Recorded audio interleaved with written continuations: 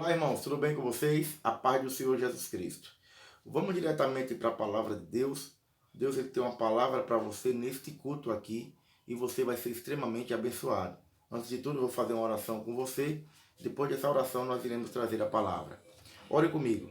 Senhor meu Deus e Senhor meu Pai, em nome de Jesus, manifeste-te, meu Pai, nessa noite. Manifeste-te, Senhor, neste culto.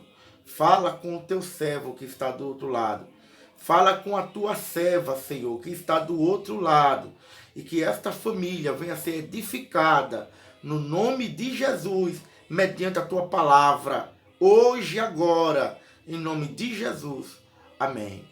Irmãos, a palavra de Deus que nós vamos ler, ela se encontra em Gênesis capítulo 3 e o versículo 11 por diante. E Deus disse: quem te mostrou que estavas nu? Comeste tu da árvore que te ordenei que não comeste? Então disse Adão a mulher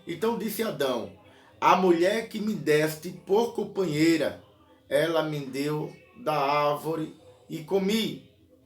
E disse o seu Deus à mulher: por que fizeste isto? E disse a mulher: a serpente me enganou e eu comi. Aleluia. Irmãos, vocês sabem perfeitamente que foi aqui que o pecado entrou no mundo. Quando a serpente iludiu Eva e Eva iludiu Adão. Você sabe disso. Comeram do fruto do conhecimento do bem e do mal. O pecado entrou no mundo e sucessivamente todo tipo de desordem, desgraça, maldição, inclusive a morte entrou no mundo. Aqui, a partir desse momento. E nós encontramos Deus indo em busca do homem e da mulher e procurando saber como aquilo aconteceu. E eu quero que vocês entendam que Deus, ele sabe como tudo aconteceu. Ele sempre soube. Ainda que ele estivesse ausente, ele sabia todas as coisas. Então, Deus ele chega e pergunta ao homem quem foi que fez saber que ele estava nu e se de fato ele comeu do fruto e quem havia dado daquele fruto a ele. Quando Deus pergunta, não é que Deus não saiba. Na verdade, Deus agora começa a procurar fazer com que cada um daqueles que são responsáveis pelos atos possam reconhecer a sua culpa. Então Deus chegou onde está Adão e disse: quem te fez comer deste fruto? E Adão diz: a mulher que tu me deste. Então Deus vai onde está a mulher e diz: mulher, quem te fez comer deste fruto? Então a mulher diz: a serpente. Em outras palavras, a serpente que o Senhor criou. Então Deus viu que não adiantava mais conversar com a serpente, porque aquele assunto de sempre se desviar da culpa sempre recaía sobre Deus. E ali Deus amaldiçoa a serpente, amaldiçoa a mulher e amaldiçoa o homem. Assim Deus mostra que cada um irá pagar o preço da sua culpa. Então não adianta tentar ficar arrumando desculpas pelos erros que você comete. Um dos passos para encontrar a santidade é reconhecer primeiro aonde você errou. Você tem que reconhecer onde você errou. Na verdade, é impossível alcançar a santidade sem que antes a pessoa não reconheça o seu erro. Veja que na escada da santidade, e eu estou falando de santidade porque é ela que nos dá as condições de permanecer na presença de Deus. Não pense que o homem pode permanecer na presença do Todo-Poderoso, daquele que é santo, Todo-Poderoso e santo. Não pense que o homem pode permanecer, o homem ou a mulher pode permanecer diante dele na imundícia. Não. É preciso estar em santidade. E para se alcançar a santidade, É preciso abrir mão de muitas coisas que está lhe atrapalhando, que está lhe tornando imundo. E o primeiro passo para se purificar, depois de receber Cristo como Salvador, é reconhecer o seu erro e parar de colocar a culpa nos outros. Parar de colocar a culpa na mulher. A mulher parar de colocar a culpa no homem. Os ambos pararem de colocar a culpa no diabo.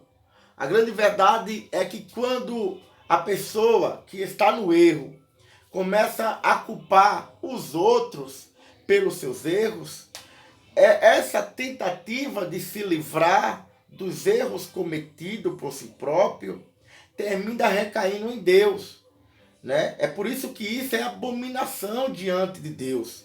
Está se livrando da sua culpa. Buscar se livrar da sua culpa ou justificar os seus atos, colocando a culpa nos outros, quando na verdade você tem toda a liberdade de não errar ou de dizer não ao que você anda fazendo, é ao mesmo tempo colocar sobre Deus a culpa pelos seus próprios pecados. Você precisa entender isso, e isso é uma abominação. Quem fica colocando a culpa dos próprios erros nos outros nunca poderá mudar. Jamais poderá mudar. Jamais conseguirá evoluir. Jamais conseguirá avançar em nada. Por quê? Porque o princípio da mudança é reconhecer os erros que se comete. É reconhecer que foi você que errou. É reconhecer que o culpado é você. E a própria Escritura Sagrada diz: do que se queixa o homem, do que se queixa a mulher, queixe-se dos seus próprios pecados. Na verdade, Deus, quando chega no jardim e se manifesta com o seu poder, encontra um homem e uma mulher escondidos por causa dos seus próprios erros, Deus agora começa a fazer perguntas, e como eu falei, essas perguntas não quer dizer que Deus não soubesse o que havia acontecido. Na verdade, essas perguntas eram um chamado à responsabilidade.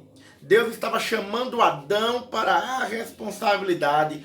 Deus estava chamando Eva para a responsabilidade. E Deus estava perguntando: homem, por que tu erraste? Mulher, por que tu erraste?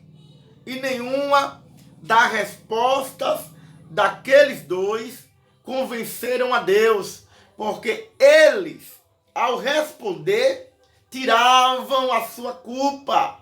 Eles, ao responder, tentavam se desviar do seu erro e colocar a culpa no próximo, colocar a culpa na próxima, colocar a culpa na criação de Deus. Irmãos, é por isso que Deus, quando durante a criação do mundo, ele faz questão de deixar escrito nas Escrituras, de deixar a inspiração pelo escritor escrito, testificando nas Escrituras, que tudo que ele fez foi bom.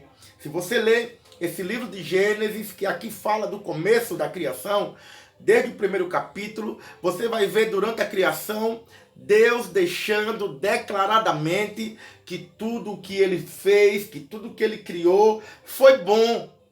E diz: e viu Deus que foi bom, e viu Deus que era bom, e viu Deus tudo que fez, e tudo que Deus fez foi bom. Deus não fez nada imperfeito, Deus não fez nada errado, e se porventura entrou o erro, entrou a imperfeição, entrou a maldição, foi culpa tão somente sua.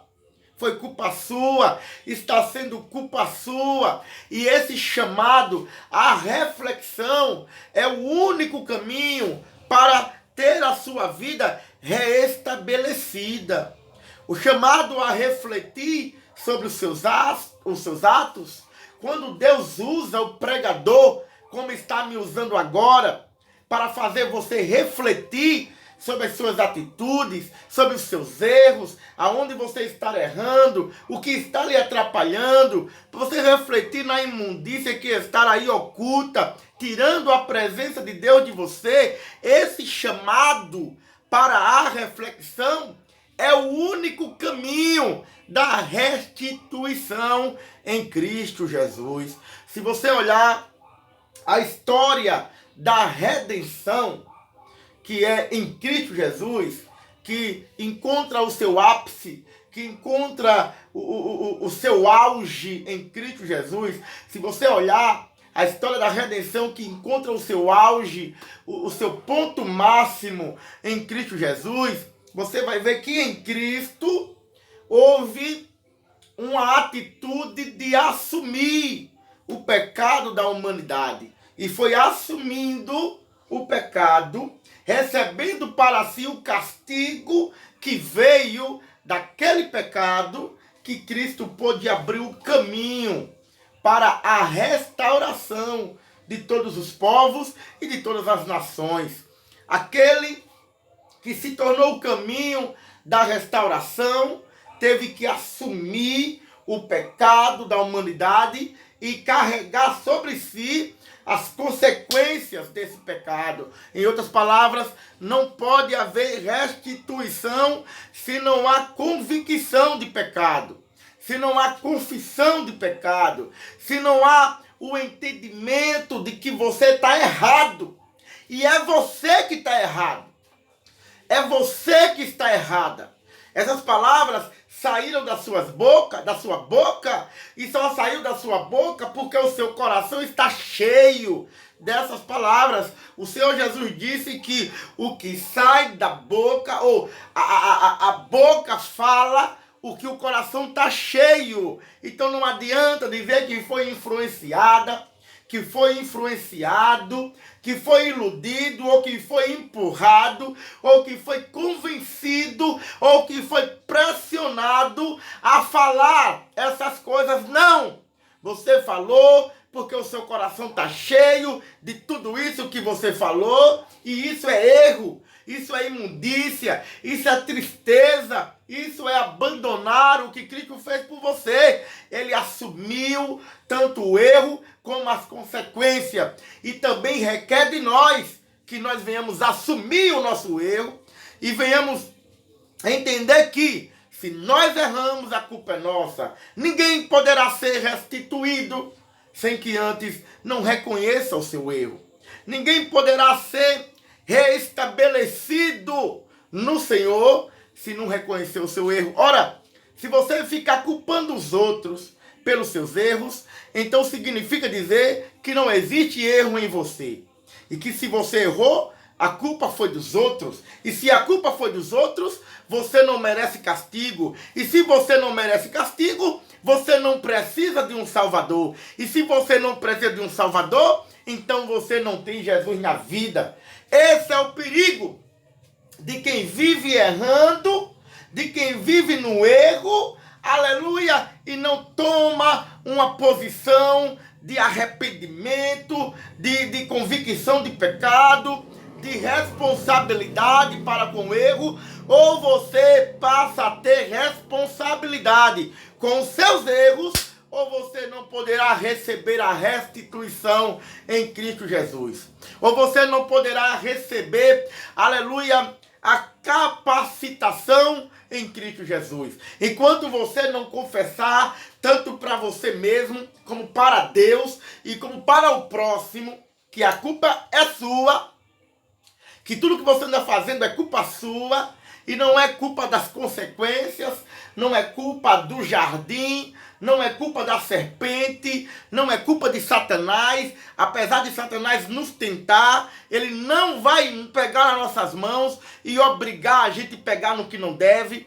Ele não vai pegar, abrir a nossa boca e bater, obrigando a gente a falar o que não deve. Não, ele não tem esse poder.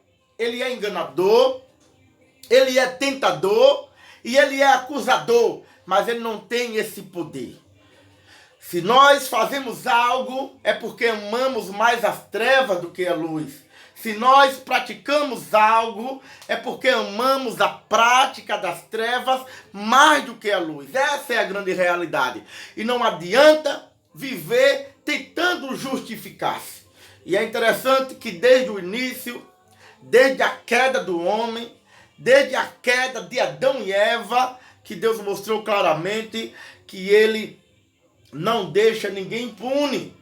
E ele vai e lança o castigo e a maldição. Primeiro na serpente, depois na mulher, em seguida no homem. Aleluia! Ambos serão culpados do mal que praticaram. E ainda que receba Jesus como Salvador, precisa ter a consciência de que você é o único culpado de todas as coisas. Não pode ficar colocando sobre Cristo o seu mau costume, a sua prática. É preciso tomar uma responsabilidade de tudo aquilo que está errado e melhorar a sua vida hoje. Cristo, ele te dará a força necessária. Cristo, ele te dará as condições necessárias para que você seja liberto desse mal, para que você seja liberta desse mal de uma vez por toda. Em nome de Jesus. Eu creio tanto nisso que eu estou orando por você agora. E você vai tomar uma posição e Deus vai te dar vitória. Tá certo, meus irmãos? Irmãos, eu vou concluir este culto de hoje. Hoje é segunda-feira, o próximo culto vai ser quarta-feira e depois sexta-feira, às 21h30. Participe da nossa campanha. Participe da nossa campanha. Hoje eu tive o prazer de falar com a irmã Adriana Veras e o nosso irmão Rômulo Veras, lá da cidade de Campinas, São Paulo. Deus falou que iria me surpreender e me surpreendeu com a ligação desses irmãos. Tive o grande prazer de conhecê-los, são homens, é um homem e é uma mulher de Deus. E eu quero convidar você a orar junto comigo por eles. Eles têm um projeto muito lindo para fazer a obra de Deus. E algumas coisas estão pressionando ao contrário, para que eles não consigam. Então eu quero pedir que vocês orem pelos projetos deles, pela vida econômica deles. Ele precisa que nós, junto com eles, venhamos carregar o peso que eles estão carregando sozinhos. E assim Cristo conosco, que é o nosso cabeça, dará a ele a realização desse sonho. Tá certo, meus irmãos? Você que está chegando agora e quer saber como ajudar esta obra, aqui embaixo está na descrição o número da nossa conta e você pode fazer a sua oferta, dar com amor e com carinho para que esta obra possa avançar a cada dia mais. Tá certo? Vamos orar em nome de Jesus. Senhor meu Deus e Senhor meu Pai, eu oro pela irmã Adriana, pelo irmão Rômulo em especial, porque eles pediram oração, eles acreditam que o Senhor está com esta obra e que o Senhor ouve a oração desta casa. Ó meu Pai Santo, em nome de Jesus, entra na causa desses dois irmãos, entra na causa desse casal. Deus amado, repreende toda a opressão, toda a investida contrária para fazer eles entristecerem. Não permita que isso aconteça nunca nem jamais, mas que eles estejam firmes e fortes, assim como é a resistência cristã, uma obra resistente, firme, forte e que não regride e não retorna, mas sempre avança pelo poder do teu nome, Jesus Cristo. Dá vitória a este casal, faz eles prosperarem, faz eles realizarem os seus projetos e os seus sonhos e os inseres nesta obra, para que juntos venhamos fazer essa obra poderosamente. Também dá vitória a todo irmão e a toda irmã que está agora ouvindo esta palavra e que está recebendo esta oração. Dá a eles consciência, responsabilidade com os seus atos, para deixar de culpar os outros, porque não é culpa dos outros, é culpa nossa, e esse é o único caminho de nós mudarmos a nossa vida. Pai, nos abençoa em tudo, Senhor, em nome de Jesus. Amém. Graças a Deus, graças a Deus. Minha irmã e meu irmão, nós estamos juntos em nome de Jesus. Faça a reflexão junto comigo. Fiquem todos com Deus e a paz do nosso Senhor e Salvador Jesus Cristo.